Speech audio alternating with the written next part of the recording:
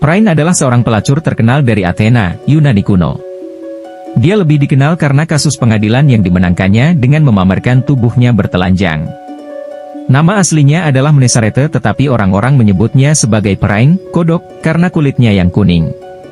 Phryne adalah putri Epicles dari Thespiae, tetapi menghabiskan sebagian besar hidupnya di Athena. Berbagai sejarawan memperkirakan bahwa dia lahir sekitar tahun 371 sebelum Masehi. Tepat di mana tahun ketika Thebes menghancurkan Thespiae tidak lama setelah pertempuran Leuctra dan mengusir penduduknya. Berkat kecantikannya yang luar biasa, ia menjadi model yang berpose untuk berbagai pelukis dan pematung hebat, salah satunya Praxiteles. Sebenarnya, patung Phryne Praxiteles dibeli oleh kota Cnidus, setelah kota Kos yang awalnya menugaskannya, keberatan dengan dirinya yang telanjang.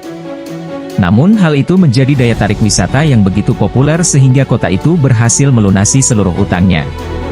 Kecantikan Phryne juga menjadi bahan pembicaraan banyak sarjana Yunani kuno yang memuji parasnya. Dikutip Ancient Origins, Athenaeus memberikan detail paling banyak tentang kehidupan Phryne. Athenaeus menyebutkan dalam karyanya berjudul The Deipnosophis. Phryne adalah wanita yang sangat cantik, bahkan di bagian-bagian tubuhnya yang tidak terlihat secara umum, karena itu tidak mudah untuk melihatnya telanjang, karena dia dulu memakai tunik yang menutupi seluruh tubuhnya, dan dia tidak pernah menggunakan pemandian umum. Tetapi pada pertemuan khusyuk Festival Eleusinian, dan pada pesta Poseidonia, dia mengesampingkan pakaiannya di hadapan semua orang Yunani yang berkumpul, dan setelah melepaskan rambutnya.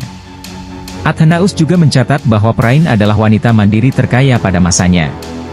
Dia menjadi sangat kaya pada suatu saat dalam hidupnya sehingga menawarkan untuk mendanai pembangunan kembali tembok Thebes, yang telah dihancurkan oleh Alexander Agung pada tahun 336 sebelum Masehi.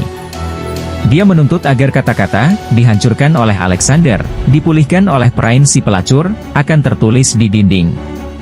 Phryne ingin membuktikan bahwa gagasan yang menyebut bahwa wanita hanya akan diintimidasi oleh pria itu terpatahkan.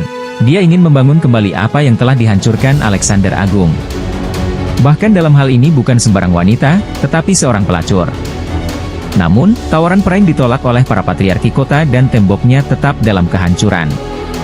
Terlepas dari kekayaan dan kecantikannya yang luar biasa, apa yang membuat Phryne tetap hidup sampai hari ini adalah cobaannya yang terkenal. Menurut Athenaeus, Phryne dituntut atas pelanggaran berat dan dibela oleh orator Hypereides, salah satu kekasihnya. Athenaeus tidak merinci sifat tuduhan tersebut, meskipun beberapa sumber sejarah lainnya menyatakan bahwa dia dituduh mencemarkan misteri Eleusinian. Meskipun ada perdebatan besar di antara para sarjana tentang apa yang sebenarnya terjadi hari itu di pengadilan, Athenaeus menulis bahwa Hypereides merobek gaun Phryne di tengah ruang sidang untuk menunjukkan kepada hakim tubuh indahnya tanpa sehelai baju. Alasannya adalah bahwa hanya dewa yang bisa memahat tubuh yang begitu sempurna dan dengan demikian, membunuh atau memenjarakannya akan dianggap sebagai penghujatan dan tidak menghormati dewa.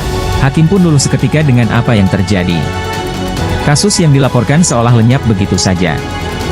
Hingga pada akhirnya Phryne mendapatkan kemenangan setelah tindakan senonoh yang diilhami oleh Hypereides. Phryne keluar dari pengadilan sebagai pemenang dan terbebas dari hukuman mati.